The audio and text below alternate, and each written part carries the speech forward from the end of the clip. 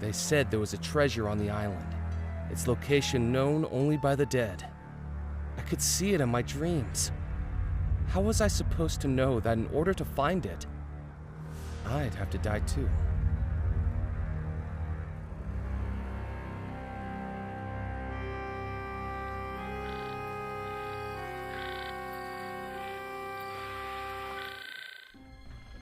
Spirits and specters from regions unknown, guide to me the wanderer who searches alone.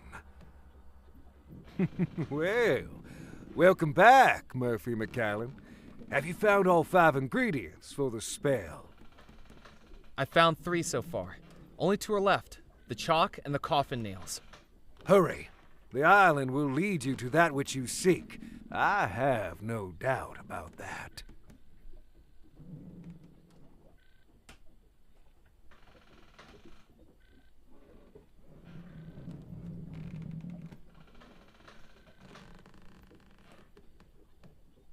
How will the spell help me find the lost treasure of Belmore Manor? There are things on this island that have gone unseen. Stories that have been left unheard. At least to mortals. I commune with regions beyond. Let me introduce you to a friend. Out of the shadows, the cursed and the damned, return now my servant to do my command. I have returned to you, Master. Loa, this gentleman wishes to find the lost treasure of Belmore Manor. Tell him how this can be done. Only inhabitants of the house know where the treasure lies. Their spirits still within its walls, trapped between life and death. To ask them, those spirits must be revealed on the mortal plane. And that is what our spell will do, Murphy. A summoning spell to unveil the ghosts trapped within the house. 5 ingredients place inside, tie closed, and then unseal. Within the focus what may hide, this spell will soon reveal. Once you've collected all 5, we can summon the ghosts of Belmore Manor. Once we've summoned the ghosts, we can ask them exactly where the treasure was hidden. You have served me, Loa. Begone!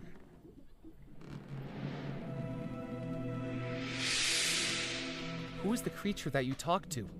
That is my Loa. The Loa are the mysteries, the invisibles, the messengers. Is it a ghost? No, they are the intermediaries between humans and the supernatural. There are 2 planes of existence, Murphy. The mortal plane and the spirit plane. Loas can move between them both, and with my powers, I can control them when they do. That is what we practitioners of the occult are adept at. How am I going to find the spell ingredients? Everything I've ever needed for my voodoo spells, I have found on this island. It's as though this island pulls the supernatural to it. Keep searching. Once that's complete, I will show you the final step of the spell.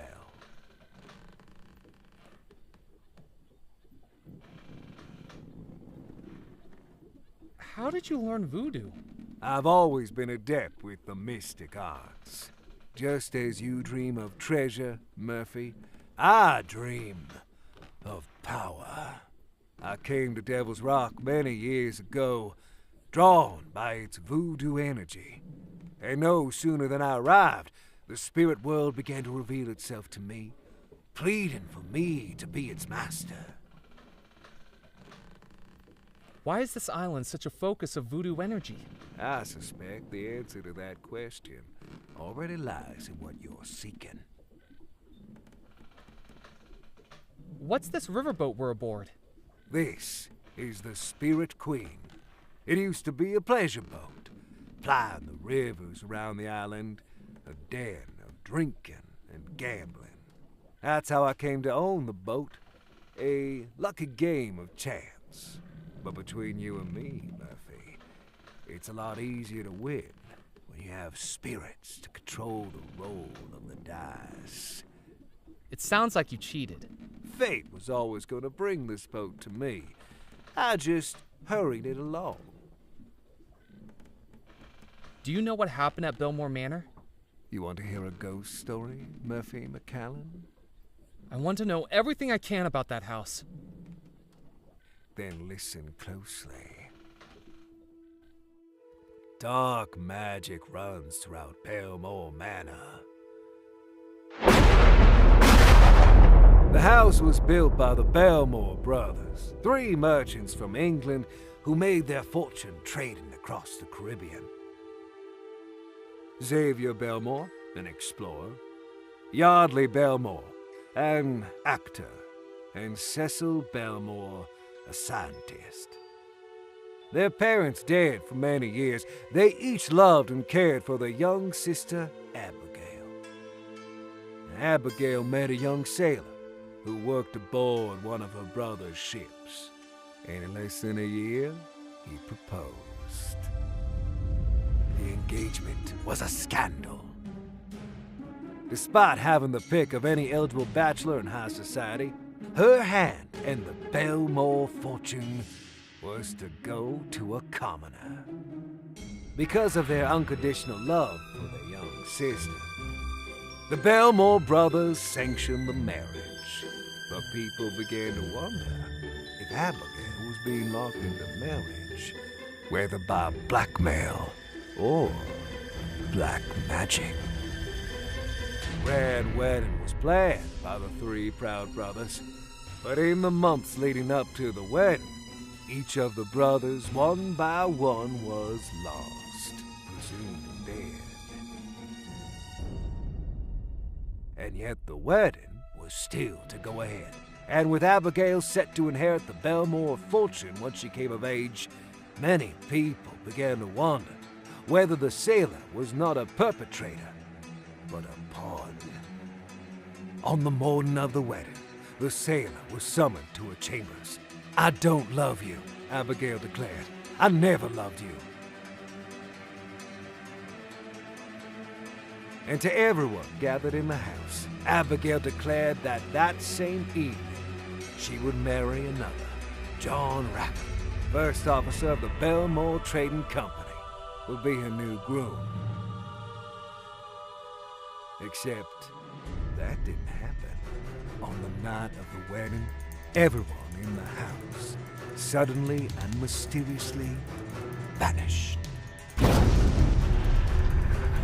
Perhaps the last revenge of the scorned sailor. The house that night held a heart that would be broken, a victim who would be tricked, and a force that would unleash evil. But no one knows exactly who each was. If you want to find the treasure, Murphy, you'll have to find out.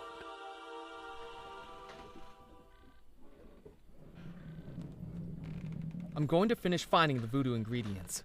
Hurry back.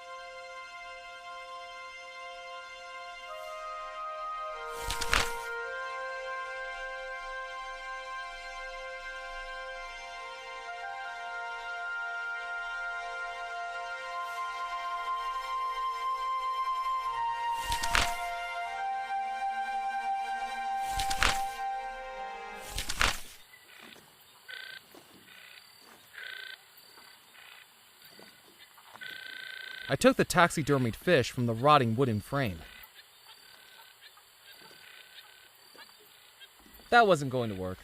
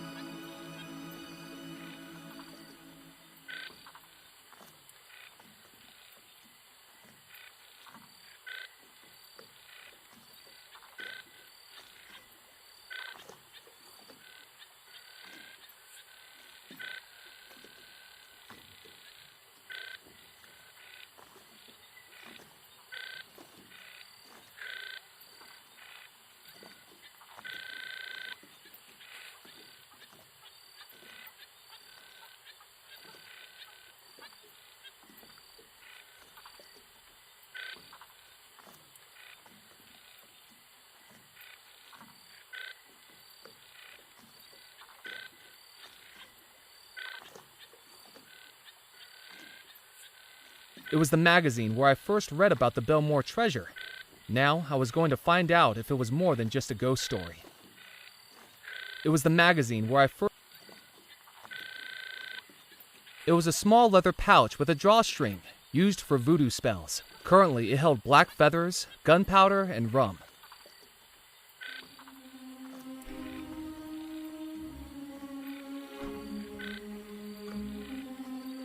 It was a voodoo manuscript that looked hundreds of years old, with the instructions to a spell that summons things hidden within. It was a crumbling rock of chalk. It was a pair of feathers, both black. It was a small mound of gunpowder. It was a bottle filled with rum. It was a handful of nails, once used to seal up a coffin. At the center of the manuscript was an empty circle, with arrows pointing inward from each of the ingredients. It was marked the focus. Around the illustration was a ring of text, 5 ingredients. Place inside, tie closed, and then unseal. Within the focus, what may hide, this spell will soon reveal. It was a voodoo manuscript. It was an empty soda bottle that I'd found on the beach. It was the taxidermied fish I'd taken from the riverboat, with a ripped seam opening up to the stuffing inside of it.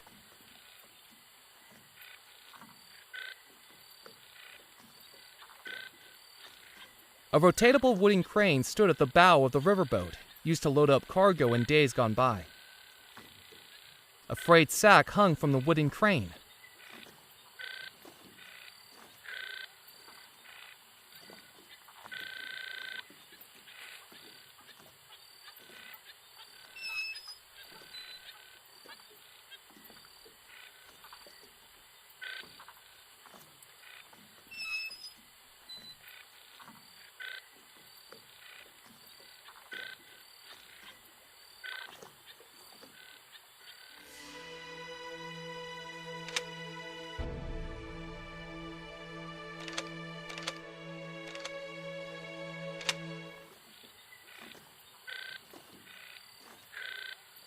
The glass of the window was so thick with dust and grime, I couldn't see through it. With a bit of elbow grease, I pushed up the wooden window frame. The window to the shack was open, but its interior was largely unimpressive and covered in spiderwebs. The window to the shack, pressed against the inside wall, was a dusty desk covered in spiderwebs, and on top it, one thing lay undisturbed, a small folded document which I picked up, along with an unintentional 8-legged companion. Ugh! Ghost stories and haunted treasures I could handle, but spiders gave me the creeps.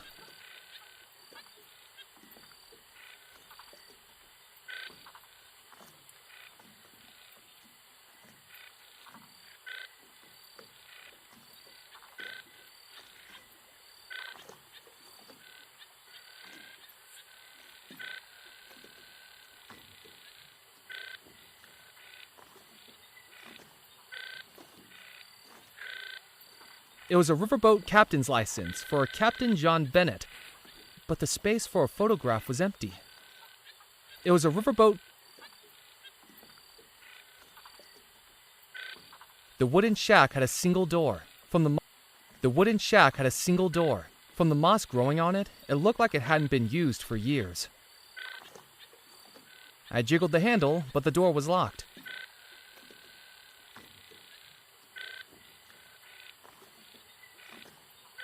The ship looked like it was sinking into the murky bayou water all around it. I doubted there was anything useful in the bayou. I wasn't going to risk having my arm bitten off by an alligator to confirm those doubts.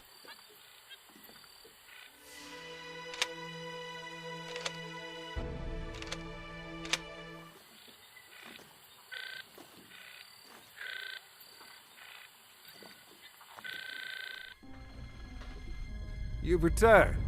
Have you found all the ingredients and placed them in the gree-gree? Not yet, but I'm working on it. I'm going to... Hurry.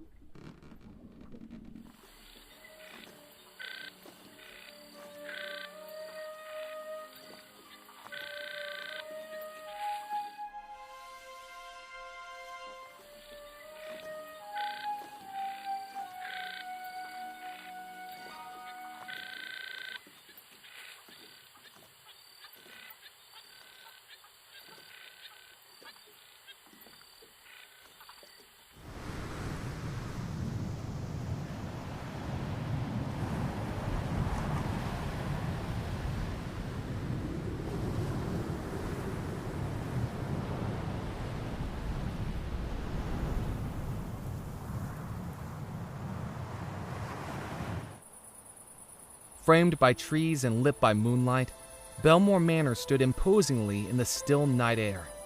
Even without lights on, it felt like something inside the house was calling me, or warning me.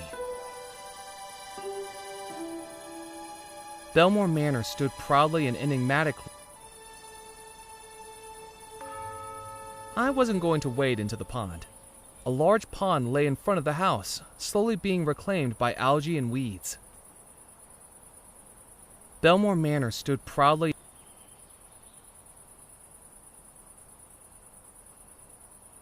It was the grand front door to Belmore Manor. I wondered how many people had entered the house this way, and how many never came back out again.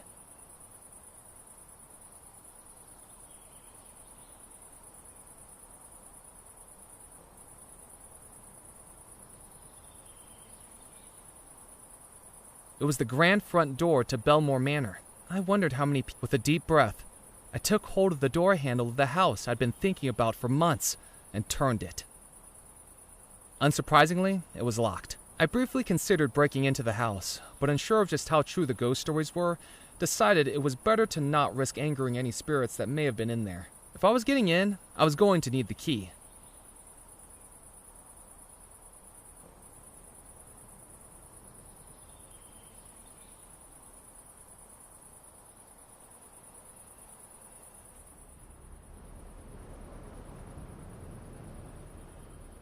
A horseshoe hung above the gazebo threshold, supposedly a symbol of good luck. The horseshoe was too high up to reach. A table and chairs sat inside the gazebo, an echo of better days with afternoon tea looking out over the ocean. From the gathering moss and rust, it was clear the patio set hadn't been used in decades. A table and chairs sat inside the gazebo, an echo of better days with afternoon tea looking out over the ocean.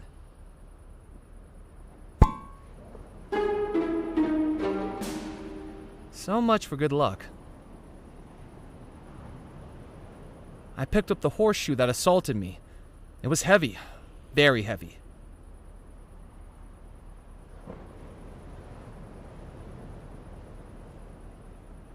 A large pond lay in front of that. I wasn't going.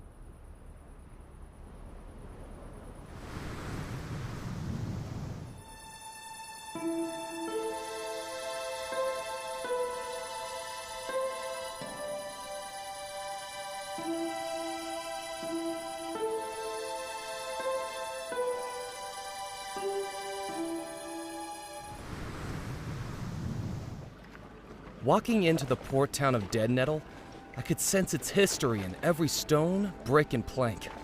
Echoes of merchant ships loading and unloading all manner of cargo from expeditions throughout the Caribbean.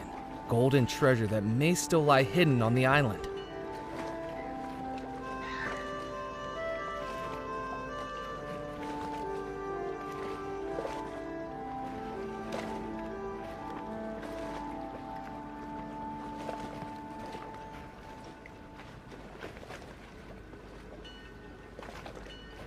Gruff mumbles emanated from inside the puppet theater. Obviously, preparation for tonight's show was already underway. Set up on the seafront was an elaborately carved wooden puppet theater, with Polchanala painted across the top, and a sign hanging in front of the red velvet curtain.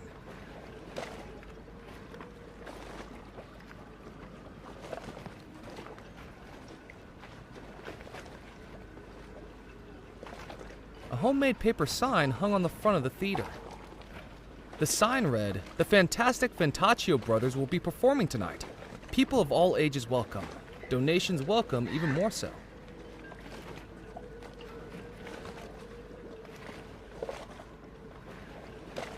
It was the door to a jewelry shop, with a sign behind the glass reading, "Back in 5 minutes."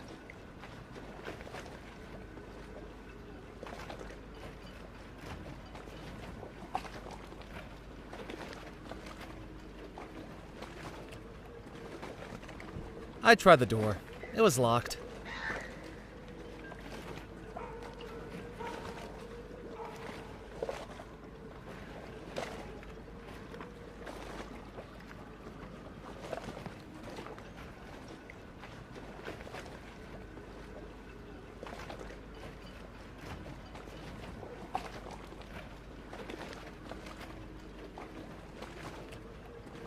A poster was hung on the wall. From how much it had faded, it had clearly been there for years.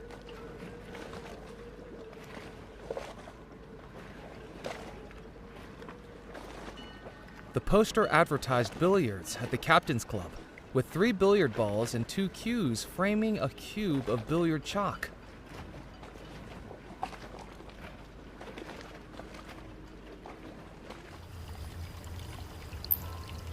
The courtyard echoed with the trickling noise of a small fountain. There was nothing in the fountain apart from a rim of moss. The maitre d' stood behind a tall podium, glancing down at a ledger in front of him. I glanced at the ledger on the podium. It was mostly empty, and the few entries there didn't seem of any interest. An ornate statue stood in the alcove. "You can't go up there, it's for members only."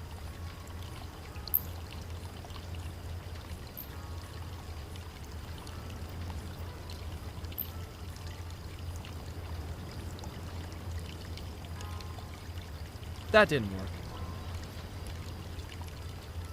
"Good evening." He looked past me like I was invisible, as though if he ignored me hard enough, there was a chance I'd disappear.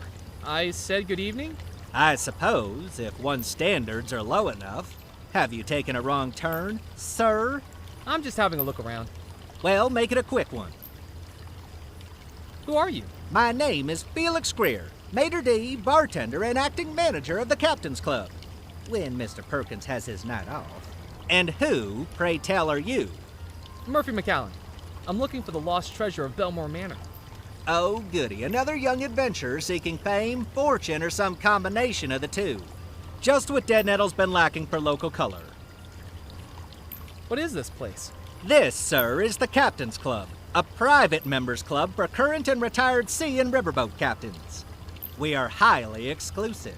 Are you a captain? He asked with a smugness that told me he already knew the answer. I thought not.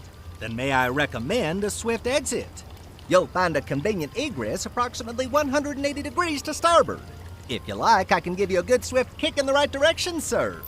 And don't feel a need to stop walking until your ankles get soggy. What do you serve here? Captains. Right, yes. I mean by the way of food? The Captain's Club serves a dazzling array of sea-source dishes, from our house special jambalaya to my personal favorite, Devil's Rock Pancosa, pan-seared with lobster slaw and citrus crawfish beurre blanc. In all honesty, it's not very popular.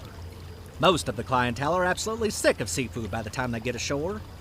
Just the sight of it makes them groggy. What about drinks? Listen, if you're from the Prohibition Bureau, we've cleared all that up with Officer Moe. Fines were paid, things changed hands, and now we're clear. I'm not from any Prohibition Bureau. Then forget I said anything. The Captain's Club is strictly teetotal, in line with federal law. Now, if certain members wish to bring in their own medicinals, then we're happy to provide medicinal aids. Ice, tonic, mixers, and the like. But we serve no alcohol on the premises. What can you tell me about Dead Nettle? Do you think you've wandered into the local library? Should we gather around for story time? I was just hoping to talk to someone obviously so knowledgeable about the area. Well, yes, unfortunately I'm plagued with an encyclopedic knowledge of the local area. My concierge duties require it. I have a spiel. Welcome, hardy traveler, to our quaint port town of Dead Nettle.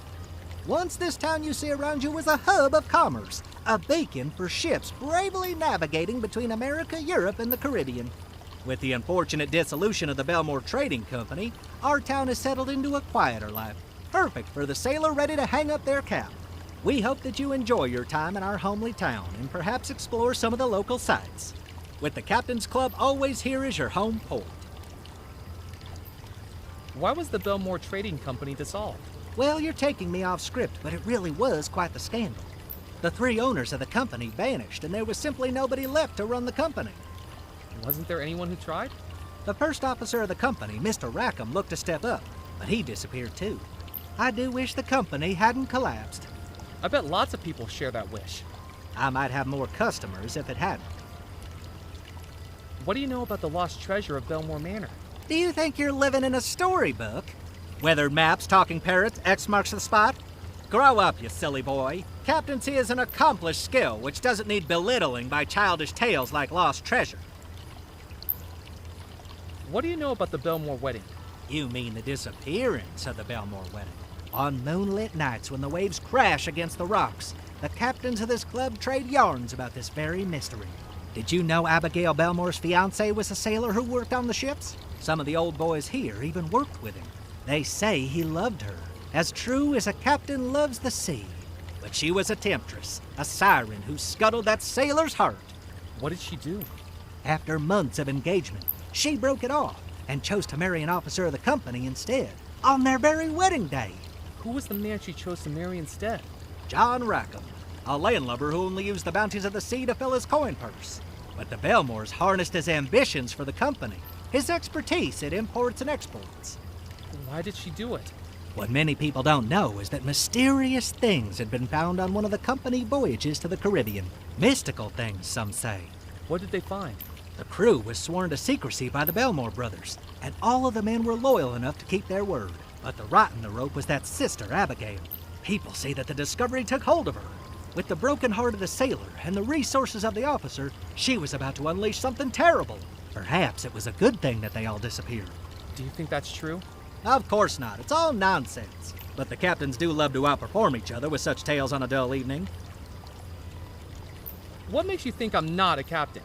Well, for one thing, you lack the grizzle, the crustiness, the essential R of a captain. How do I get those? Years of exposure to salt water and sullen, uncooperative crew members, I should think. Tell me, have you ever captained a 3-rigger through a tropical typhoon? Have you ever run the rapids of the Mississippi without hitting a single reef? Wind in your sails, fire in your furnace, waves beneath your keel? Have you? Well, it's more complicated than that. In what way? I get seasick. Is there any way to prove I'm a captain? You might show me your captain's license. As I'm sure you know, the state of Louisiana requires all captains, both sea and riverboat, to carry one. But don't try to foist me off with a fake. Last week, we had someone present a license with a photograph distinctly unlike their contemporary appearance. The photograph was clearly of someone a good deal older than them, with more facial hair and, most importantly, one less eye. You know, I must have left my license in my other pants. Certainly, sir. Hopefully I'll be able to read it, seeing as I was apparently born yesterday. I best be casting off. Don't feel the need to rush back, sir.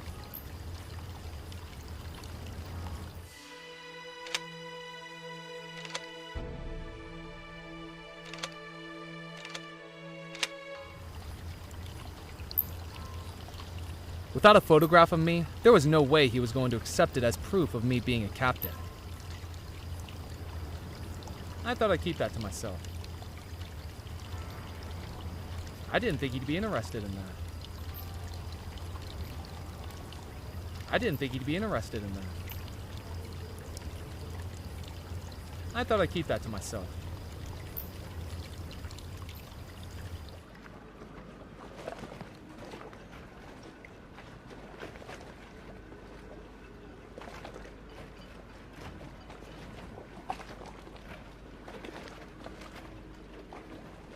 A notice board stood outside the newspaper office, containing a mixture of front pages and advertisements. The latest newspaper contained a photograph of the fisherman on the docks, with a headline declaring he'd just broken the island's heaviest catch record. Nothing else was of interest.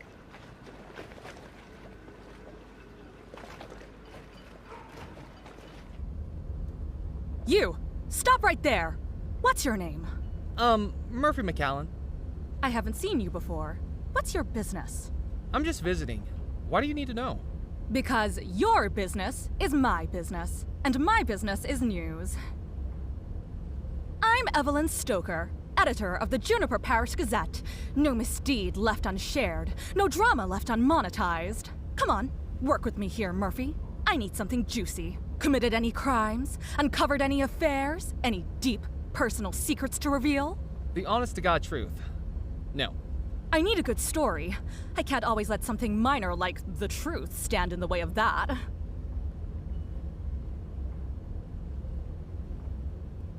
It was a large and ornate printing press, which must have cost a fortune decades ago, but was now very much out of date. On the floor was a large canister filled with dark black printer's ink. Around it, the floor was stained with ink splatters. Don't even think about touching that machine. I wasn't going to get ink all over my hands.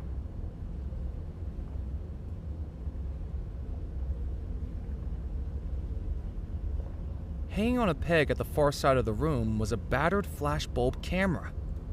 There was no way I was going to get past the newspaper editor to get it. Besides, I didn't know how to operate it. The back wall of the newspaper office was filled with filing cabinets. From the labels on the front, they looked to be archived issues of the Juniper Parish Gazette. Hey, you can't come back here. Sorry.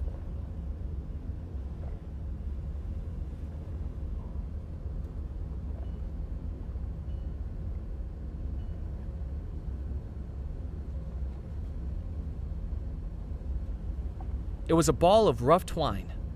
It was a pair of sharp scissors from the newspaper office.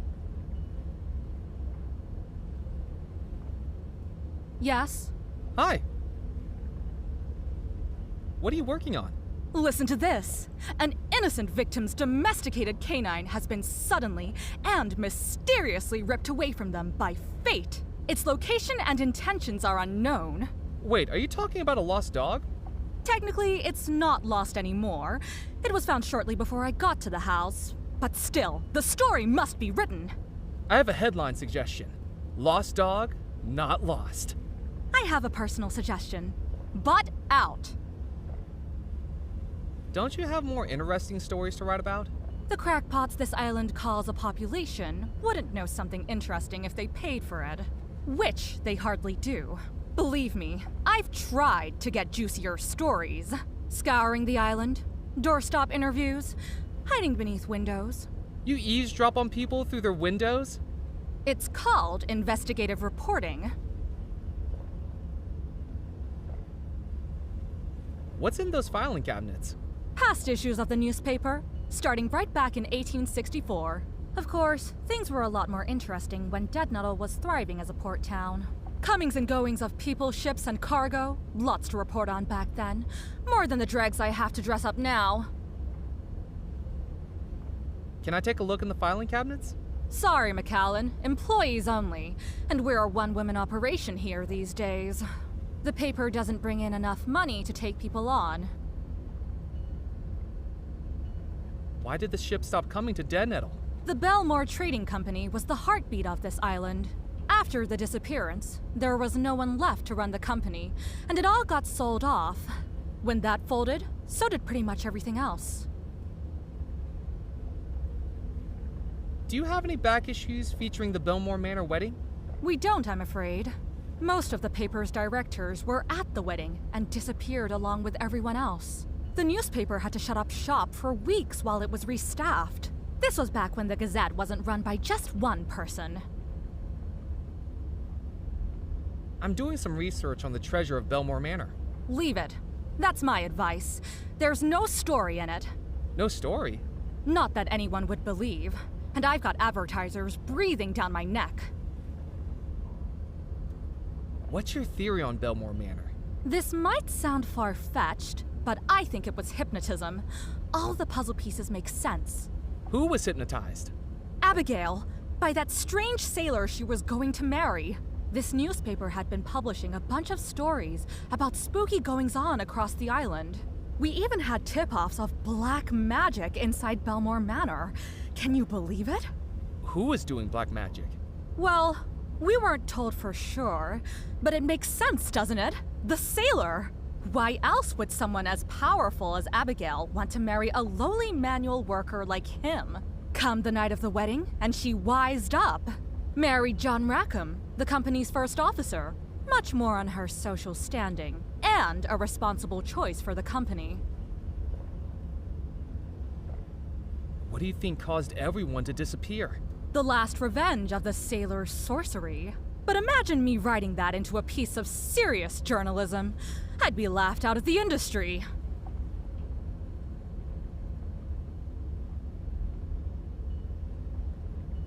Would you take my photograph? Do you know how much the chemicals cost to develop those photographs? I'm on a limited budget here, McAllen. Unless you've done something notable, you're not getting into print. What constitutes something notable for the newspaper? Frankly, our standards are pretty low these days. Yesterday, I photographed Ned Kipps, the fisherman that hangs around the pier, for catching a fish. Is that a surprising turn of events for a fisherman? It broke the island weight record. The pen causes a fish that's been caught around the island since it was settled. The locals say it tastes good. I'd rather chew on raw cotton.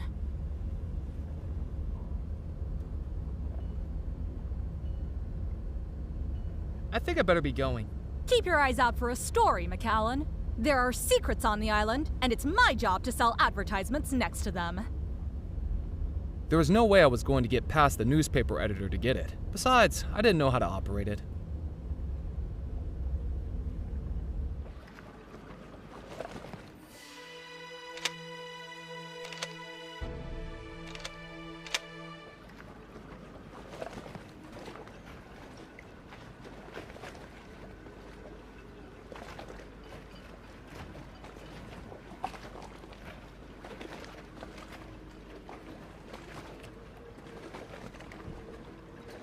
The tip of a wooden boat poked above the water, clearly the result of a rather unfortunate expedition.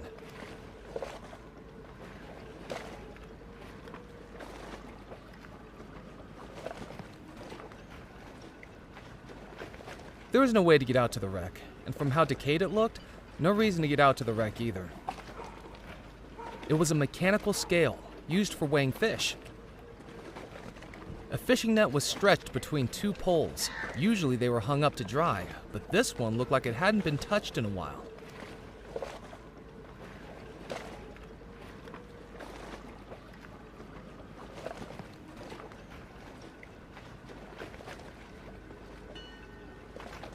The fishing net was so worn it looked like it might fall apart at any moment. It wasn't going to be of any use to me.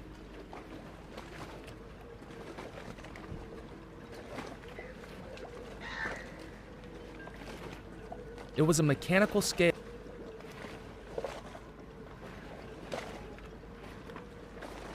If I was going to make use of that, I needed a fish to weigh. Are the fish biting? Well, not so well today, to tell the truth. They must have been spooked by something. But you should have seen them yesterday. I was having to fight them off the rod. The name's Ned Kipps, by the way. Just Kipps to my friends. I'm Murphy McAllen. Nice to meet you, Mac. What are you doing on this old rock anyway? I haven't seen you around before. Here on vacation? I guess you could say that. Then you got worse judgment than an arm wrestler squaring up to a kraken. Hope you don't regret it. Me too. What's that book you're reading? The Louisiana Book of Records. There's this fish called a pinkoza that swims around these parts. Delicious barbecue. And you're looking at the fella that's caught the heaviest pinkoza ever weighed at the Dead Nettle Docks. Now I'm looking to see if it's a state record, maybe even national, or a world record. That's some achievement. Oh, it was. Got my photograph on the front page of the newspaper and everything. What do you do with the fish you catch? A couple I save for myself, and the rest I sell to the Captain's Club. They fancy them up with lemon lobster, slawfish something or other. Fools. Everyone knows the best way to cook them is to barbecue them. But then again, I haven't eaten in that place my whole life. Why not? I don't have a captain's license, so they won't let me in. Don't you have a fishing boat? Now, I used to. The Petit Pichet. But they don't count it if it doesn't have a crew. What happened to it? That's it across the harbor with its bow sticking out the water. It was the strangest thing. There I was, fishing just out in the bay, when a sea serpent comes out the water, wraps itself around the boat. Well, I was going to be a goner. Jabbed my fishing pole right in its beady eye, throttled the motor, and managed to make it back to shore just as the hull went under. It's lucky I made it out alive. That's a pretty tall tale. I wouldn't believe it myself if I hadn't seen it with my own eyes. It was clear that Ned had a penchant for fanciful stories. He told them with such vigor, I think he'd convinced himself they were true.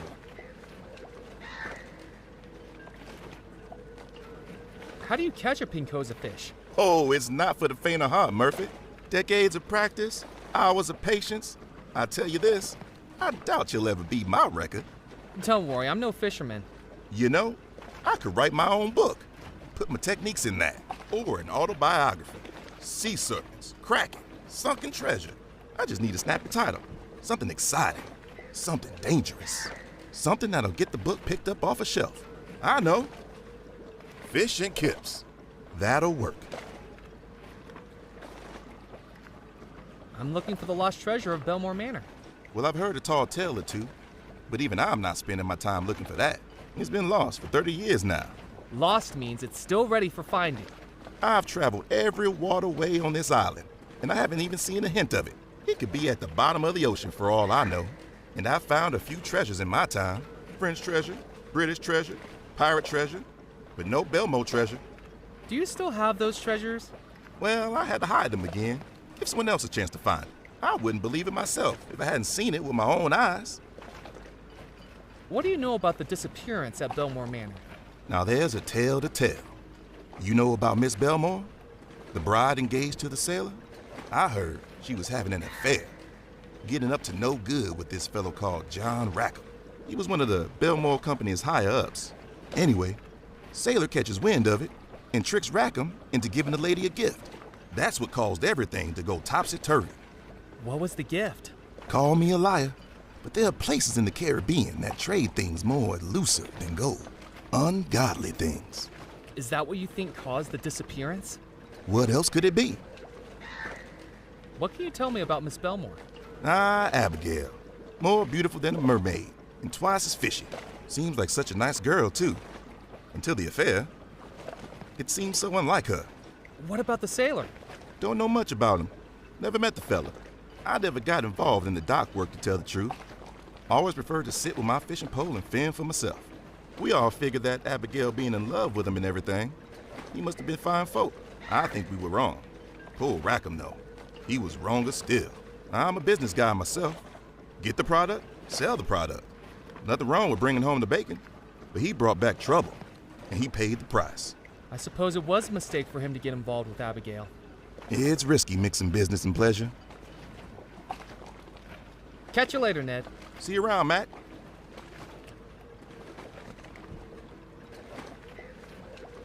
It was a mechanical That's for weighing fish. No one's going to beat my record.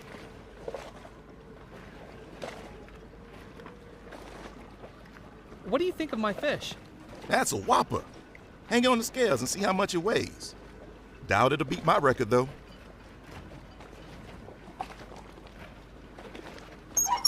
I hung the fish on the scales. Nice try, Mac. But it's going to need to be heavier than that to beat my record.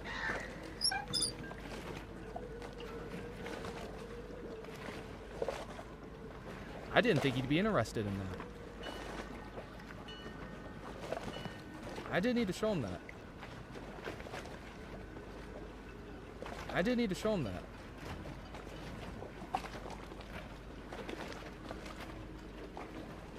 I didn't need to show him that.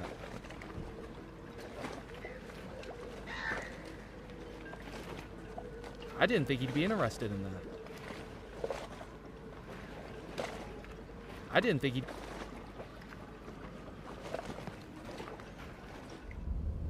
Anything to report? Nothing yet, but I'm keeping my eyes open. I thought I'd keep that to myself. Hey, you can't come back here. Sorry. I thought I'd keep that to myself.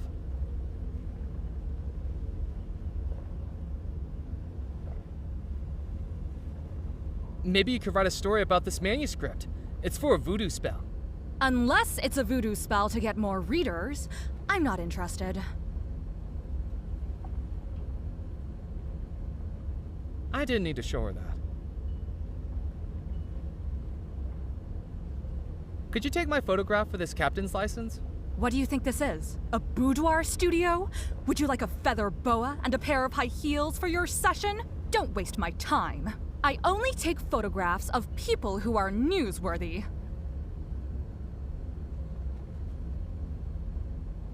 I thought I'd keep that to myself. That didn't work. I couldn't do that.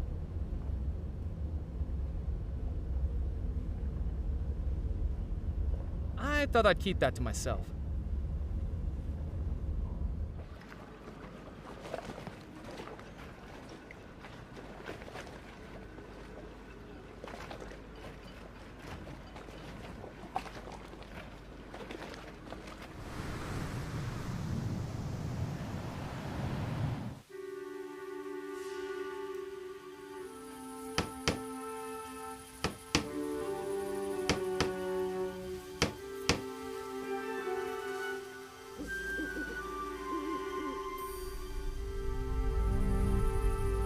The graveyard was dotted with headstones, some old, some young, some legible, some not. I scanned the headstones for anything of note, but didn't know what I was searching for.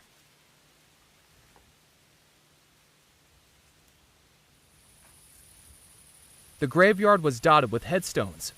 I scanned the headstones. A rusty tin can sat on the ground. The tin was empty. An antique stove burned quietly in the corner of the tumble-down shack. I didn't need to do anything with the stove, and would have probably burnt my hands if I tried. That wasn't going to work. That didn't work. I couldn't do that.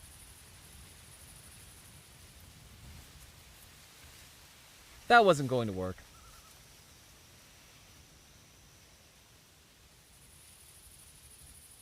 Where one of the table legs was broken, a jack was being used to prop it up, stopping the table from wobbling.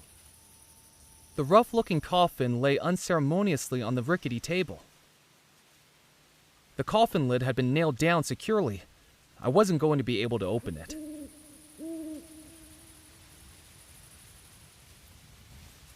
A coffin sat upon a rickety-looking table, with one leg shorter than the others.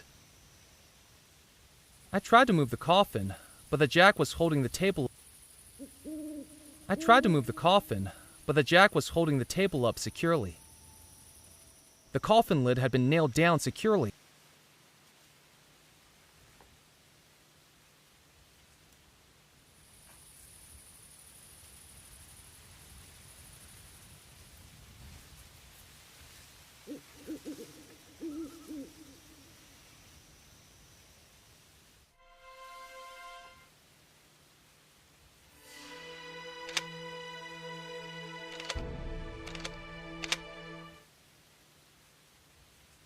Hello. Ah, consarn it! Don't sneak up on people like that. You frighten the dying daylights out of me. He looked at me like he'd seen a ghost. Sorry, you seem a little jumpy? I thought you were those pesky kids again. kids don't seem like a reason to be scared. They're little terrors. I'm sure they're gonna give me a heart attack. Last week they showed up with a doctor's note they forged, saying a man I'd buried that day was just a very deep sleeper. 7 hours I was out here digging him up, at my age! And was he sleeping? Dead as a dodo, just like those kids will be if I get my hands on them. My name's Murphy McAllen. I've just arrived on the island. Well, welcome, Mr. Murphy.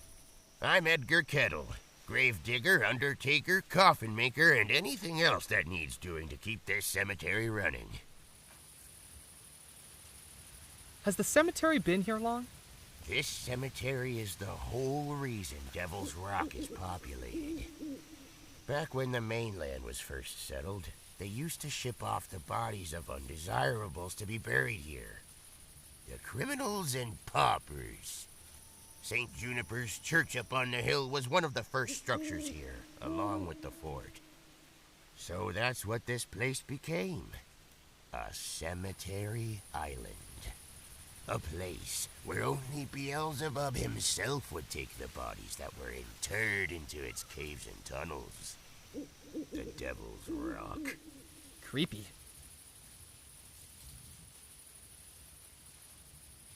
So there are caves and tunnels on the island? Oh yes, all over it. Some natural, some man-made. No one knows where they really are, though. I'm quite surprised I've yet to dig myself down into one. They say there's one that runs from the church to the crypt just down the path.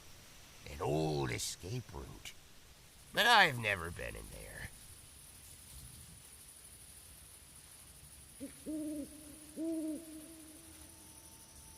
Have you got any spare coffin nails? No, I don't got any to spare. I have to buy these out of my own pocket. Do you know how much the parish gives me per burial nowadays? A pittance. The roof's leaking, my table's broken. I've used floorboards to build some of the coffins. Take my advice. Don't go into this line of work. I'm telling you, undertaking's a dying business. Do you not find working in a graveyard a little eerie? Why would it be eerie? I don't know. Ghosts, maybe? I don't like to think about ghosts. Why not? Because they'd be bad for business. I have my work cut out here with the dead as it is. Imagine if they came back asking for a refund. What are you working on? This is just a pauper's coffin the parish is funding. Lock 'em in lumber, leave 'em to slumber. That's what I call it. No frills. This'll end up 5 feet under by the end of the night. I thought it was supposed to be 6 feet. You're not the one doing the digging. 5 feet means I get a tea break. Why are you out here working so late? The funerals take place in the morning, and I prefer to be tucked up in my bed. I don't like those early funerals. I'm not a morning person. Do you think I could fit inside the coffin? Probably not. The gentleman inside might make it a bit of a squeeze. You mean there's a dead guy inside there? There better be. I can't afford to be burying empty coffins. Creepy. Story of my life. Did the coffin just move? Don't even joke about that. I'm looking for the treasure of Belmore Manor. Another treasure hunter. Well, let me tell you something, young man. Don't even think about digging up my graveyard. There's no treasure buried here, and I'm already busy enough filling in the holes that are meant to be here. Have you ever accidentally buried someone who is still alive? Not that I know of. When you think about it, how would I know? Shouts for help? Desperate shaking of the coffin? Look, I haven't sealed anyone up who was chatting away with me, let's put it that way. I usually check for signs of life, but everyone takes shortcuts sometimes, don't they? I deserve some rest in peace, too. Do you know anything about the disappearance at Belmore Manor? I think it's important to leave the dead to rest in peace. But what if they're not in peace? Well, I think there's more to that story than meets the eye. You know the three brothers went missing, right? Well, if you ask me, I think Abigail Belmore was behind it. She was engaged to a sailor, but nobody like her would go for a commoner. She might have loved him. She could have loved somebody with a big bank account, too. I think she must have been using him, pretending to love him so he'd do her dirty work for her, bumping off her brothers. Then afterwards, she drops him and goes to marry the officer of the company. Fiendish. Those are some pretty serious allegations. Just a feeling, that's all. I don't have any evidence. But when you work with cadavers, you kinda get a sixth sense about things. People killed in mysterious circumstances. Like you can tell when someone's sneaking up behind you. You actually seem to have trouble with that. Wise guy. What do you think was behind the disappearance? Well, the sailor must have found out he was being manipulated, mustn't he? Done something to get his revenge. What do you think the sailor did to get his revenge? Nobody knows. But in his contracts to the Caribbean, he could have come across something fiendish. All we know is that everyone in that house disappeared. And to tell you the truth, I'm quite relieved they did. Why's that? Because if they'd not disappeared, it would be this old fool who'd have had to bury them. Saved me a good amount of work. I best be running along. Don't drop dead. I don't want anything else adding to my to-do list.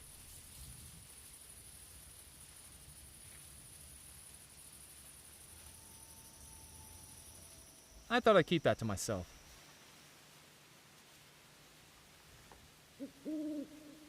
I thought I'd keep that to myself. I thought I'd keep that to myself. I thought I'd keep that to myself. I thought I'd keep that to myself. That didn't work. I didn't need to show him that. I didn't think he'd be interested in that.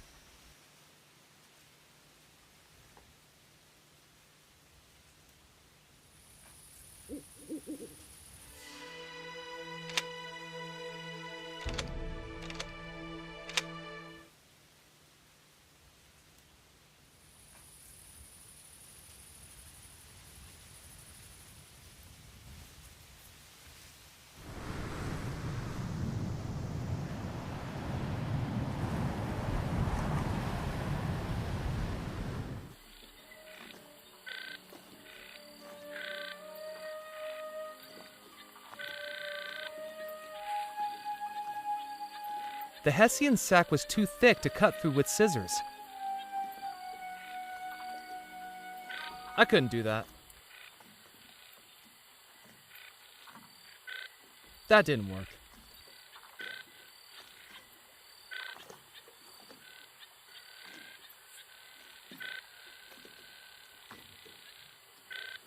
I filled up the bottle with the swamp water.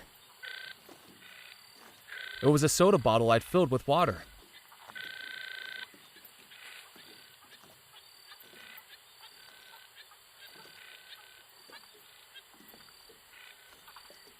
That didn't work.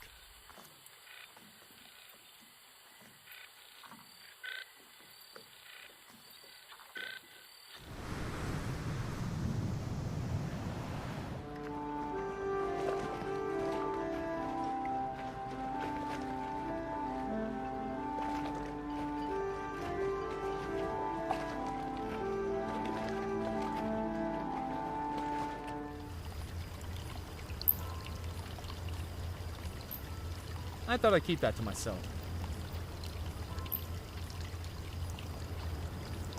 I didn't think he'd be interested in that.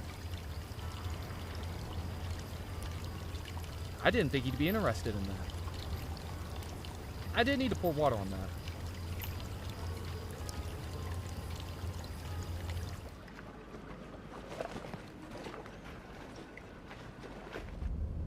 Anything to report? Nothing yet, but I'm keeping my eyes open.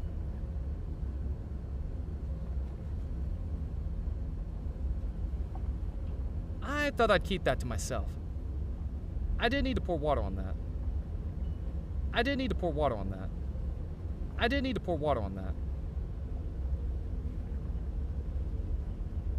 I didn't think she'd be interested in that. I couldn't do that. That didn't work.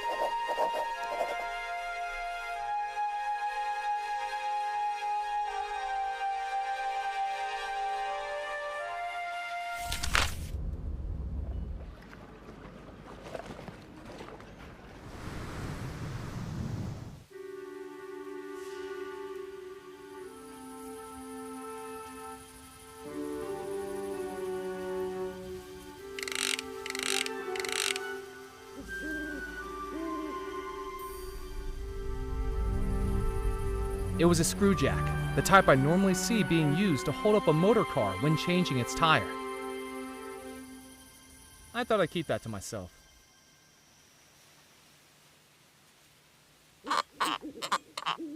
With the jack removed, the table rocked freely. The coffin lid had been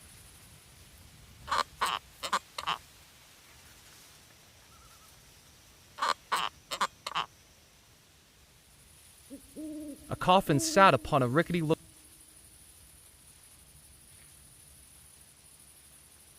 That wasn't going to work. That didn't work.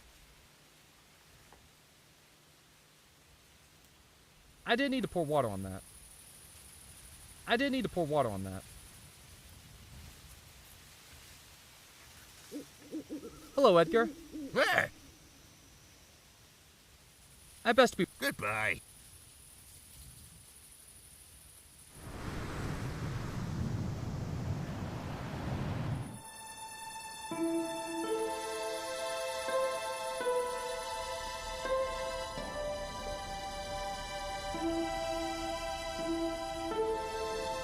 I couldn't do that. That didn't work. I didn't need to pour water on them.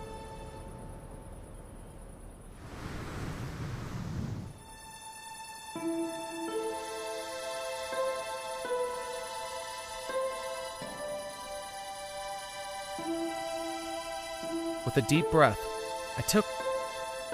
Unsurprised, I briefly considered if I was getting it.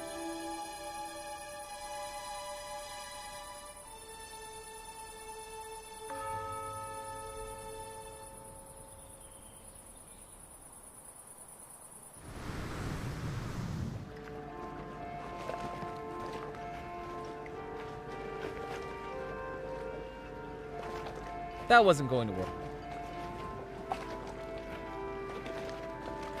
With a long rip already along the seam, I didn't need to cut the fish open any further. I couldn't do that.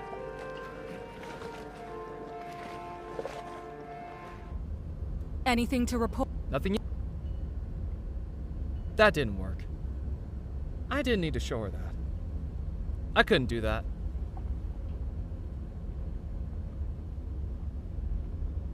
That didn't work.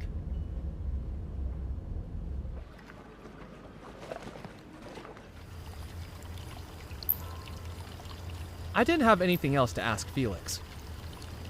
I glanced at the ledger on the podium. It was Members only. Members.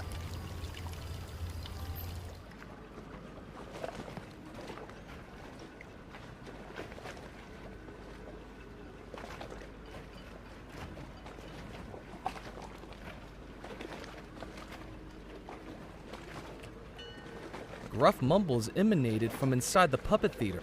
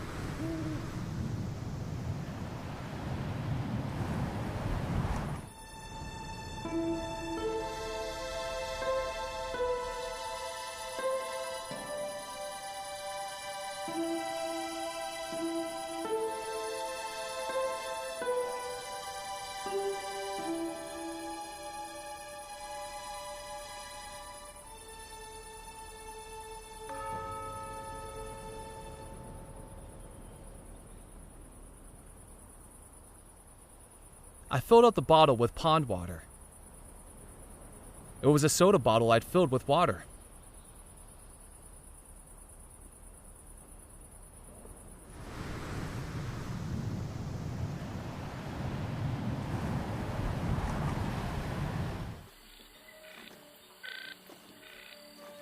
There was nothing else of interest in the shack. A freight sack hung from the wooden crane. The Hessian sack was too thick to cut through with scissors. A rotatable wooden crane stood at the bow of the riverboat, used to load up cargo in days gone by.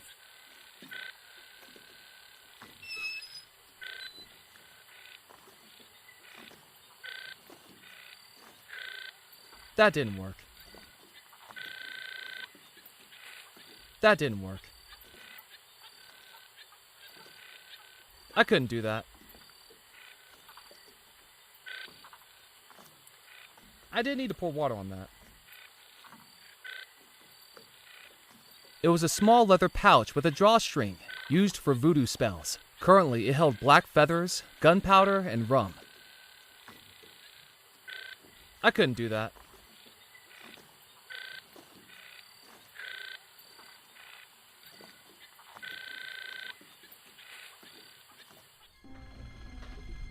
You've returned. Have you found all the ingredients and placed them in the gree-gree? Not yet, but I'm working on it. I'm going to finish finding the voodoo ingredients. Hurry back.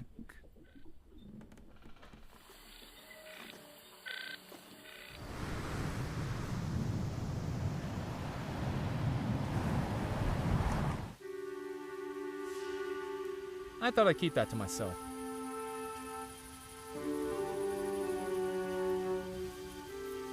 I didn't need to pour water on that. I didn't need to pour water on that. I didn't need to pour water on that.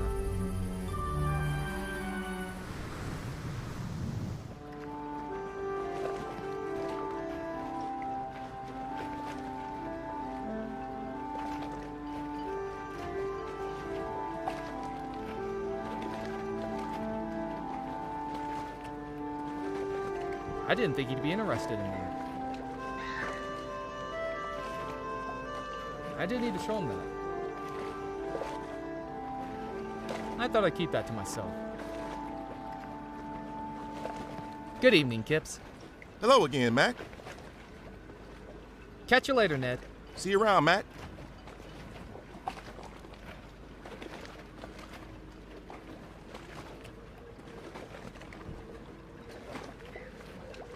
I didn't need to cut that.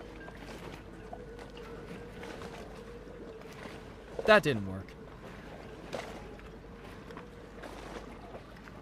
I didn't need to cut that. That wasn't going to work.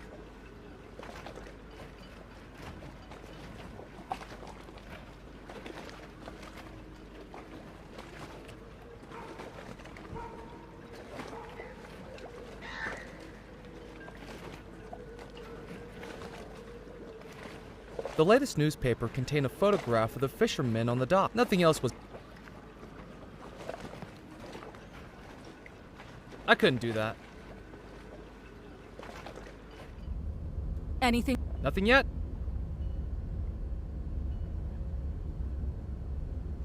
Don't even think. I wasn't going to... I couldn't do that. It was a soda bottle I'd... I didn't need to show her that.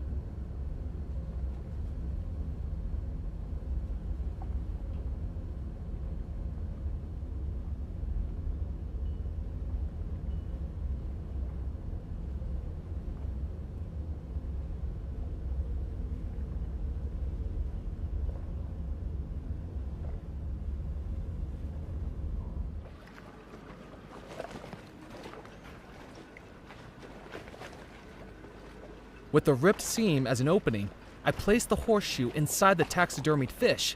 Now it was heavy. It was a taxidermied fish, now concealing a heavy iron horseshoe inside it. I couldn't do that.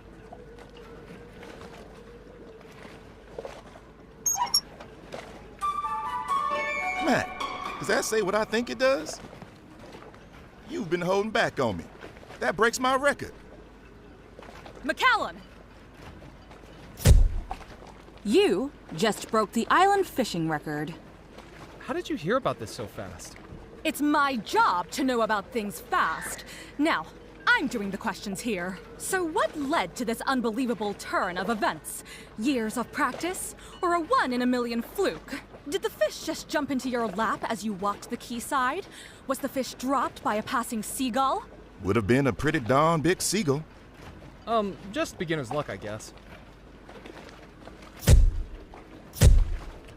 As I suspected, well, as much as it pains me to say it, you're the cover story on this evening's edition of the Juniper Parish Gazette, and this is why I'm not getting a Pulitzer.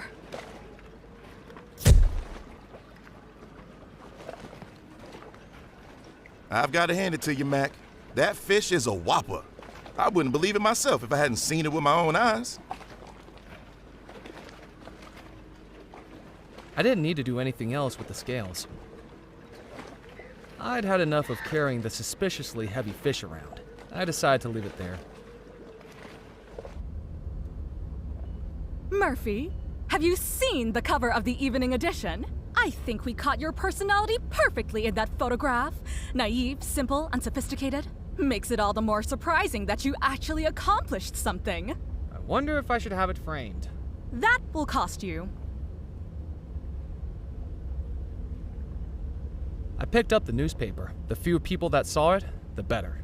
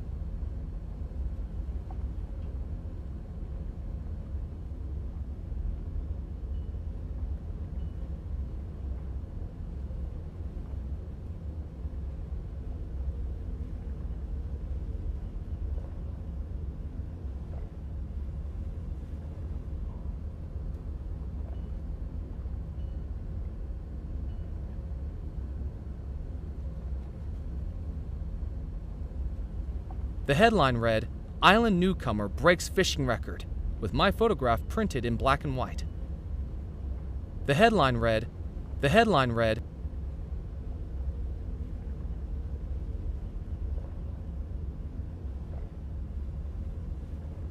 I didn't think she'd be interested in that.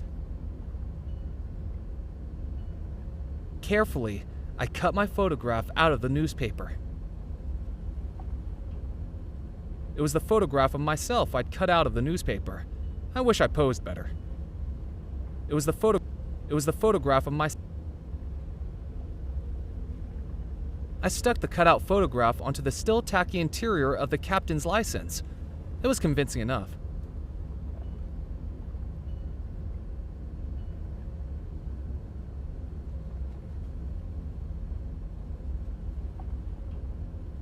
I didn't think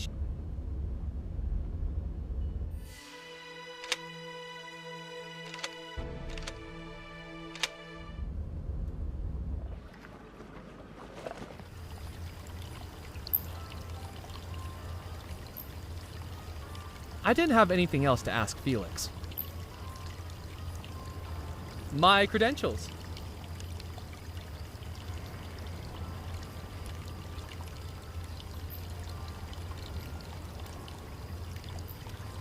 You're telling me you are a captain? I trust it's all in order. Look, Sonny, the bylaws of this club only allow the club manager to verify a captain's license. And Mr. Perkins is enjoying his backgammon evening with Mrs. Perkins and the ladies this evening, with strict instructions not to be disturbed. So I'll be accepting this tonight, but try this again tomorrow night and it'll be another story. Now, with that said, a warm and hearty welcome to the Captain's Club. We sincerely hope you make use of and enjoy our facilities, and do please let me know if I can be of any assistance at all.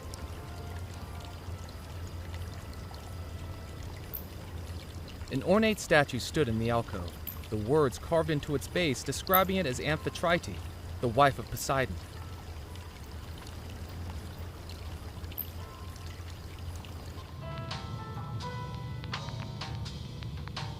While I was trapped on Devil's Rock, a map of the world wasn't going to be much use to me.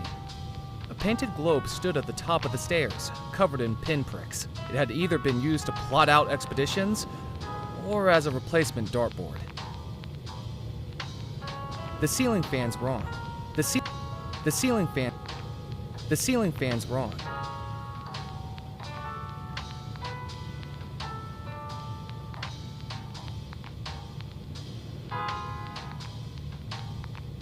An elegant glass-paneled cabinet stood in the corner of the room. Inside, a pair of cues hung either side of a trophy in the shape of an oversized billiard ball. The cabinet was locked. The room was dominated by a large wooden billiard table that looked to have had plenty of use in its time. I considered playing a game, but billiards without the balls and cues wouldn't have been very engaging.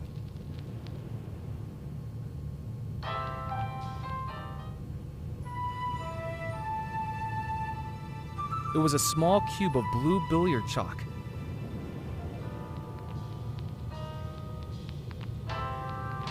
I placed the chalk into the gree-gree. It was a small leather pouch with a drawstring used for voodoo spells. Currently, it held chalk, black feathers, gunpowder, and rum.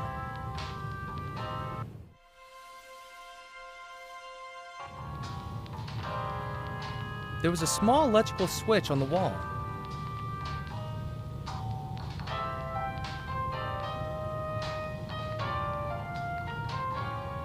It was locked.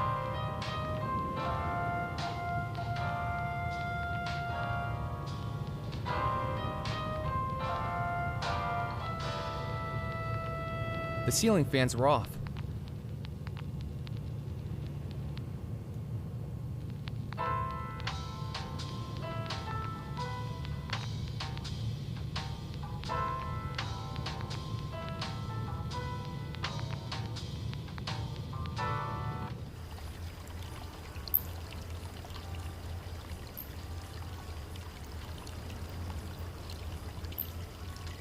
Where are all the club members? There's no rush, sir. It's just a bit early for the captains yet. They usually arrive after dinner. Rest assured, if you pull up a seat and enjoy the ambiance, some of our fine members will certainly be along later in the evening. I best. Farewell, sir.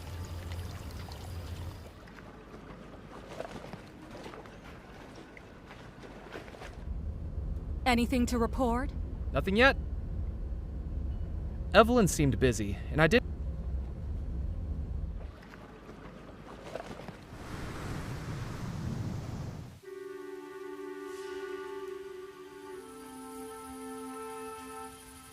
Embedded into the hillside was a large, elaborately carved crypt. It looked to be hundreds of years old. I couldn't see any way to open it.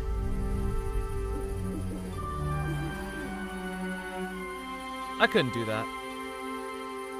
The graveyard was dotted with headstones. I scanned the headstones for anything of note, but didn't know what I was searching for.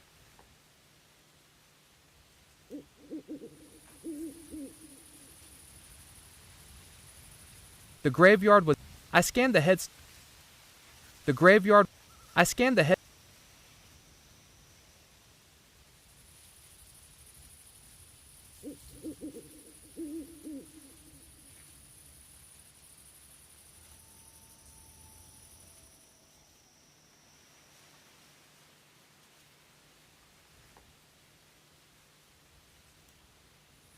That wasn't going to.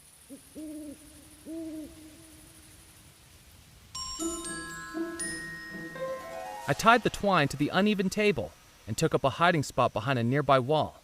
It was time to wake the dead.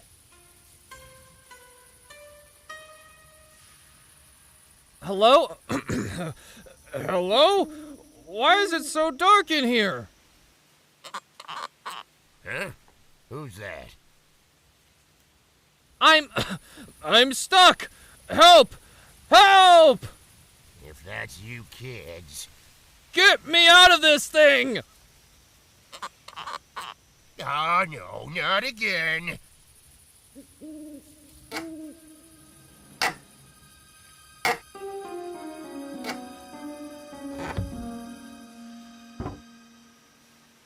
Mister, are you okay? I'm so sorry. I was told... Mister? Oh, God darn it! Next time I see those kids, I'm gonna have a lineup of Pee-wee coffins ready for them. See how they like being scared out of their wits.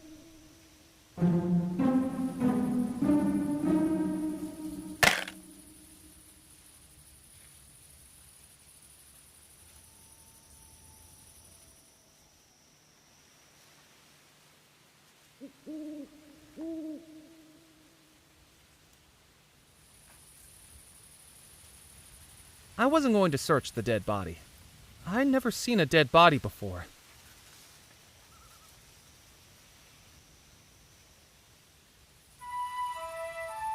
I picked up the handful of discarded coffin nails from the tin. It was a handful of crooked nails that had been pried from the cemetery coffin.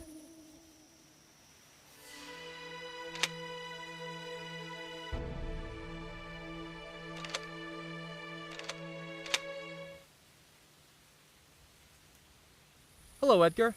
Ah, I best be running. goodbye. I placed the coffin nails into the gree-gree. I've done it. All 5 ingredients for the summoning spell. Now I needed to head back to the Spirit Queen.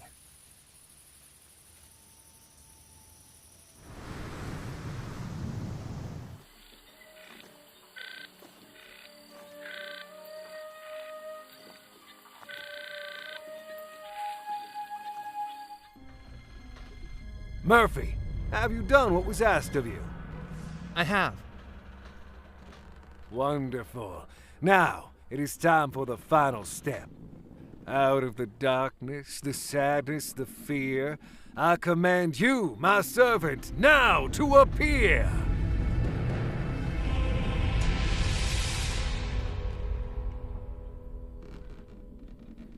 I have returned, Master. What is your desire? The ingredients have been gathered. The final step of the spell is ready. The focus. The focus of the spell is that which you are casting it upon.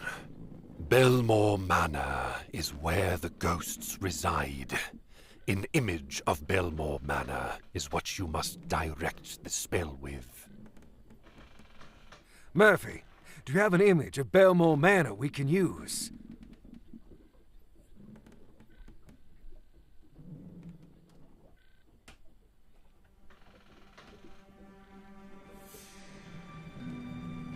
It was the magazine where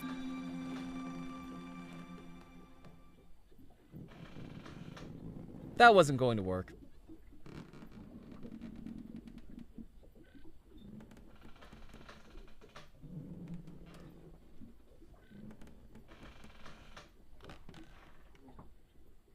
In the center of the room was a huge stone pool filled with swirling green water. Gazing into the spirit pool, it looked like I could see formless faces gazing back at me.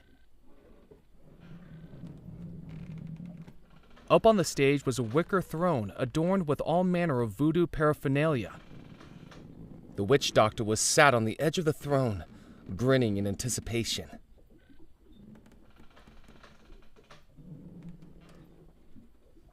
The riverboat was dotted with lit candles, just the ambiance you need in a voodoo den. Taking some of the witch doctor's candles wasn't going to help me. I didn't need to talk to the Loa. I needed an image of Belmore Manor to put into the Gree-Gree. I didn't need to talk to the witch doctor yet. I needed an image of Belmore Manor to put into the Gree-Gree. Yes, Murphy. That will work. Place it inside the Gree-Gree as the final ingredient. I thought I'd keep that to myself. That wasn't going to work. That didn't work. I didn't need to show him that. That didn't work.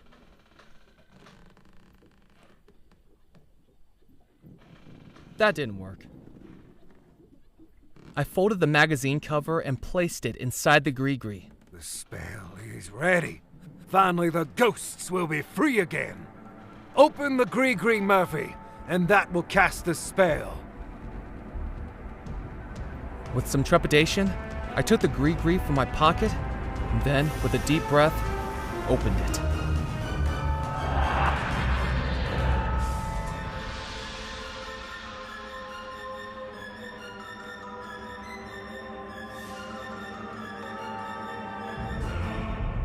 At last, I am free. Servant, what's happening? I was never your servant. I am your master. You shall do my bidding. I command you. Foolish mortal, you have served your purpose. No longer do I need to manifest as an ephemeral specter. Now my true spirit form is freed. Loa, do as I say. You have no more use to me.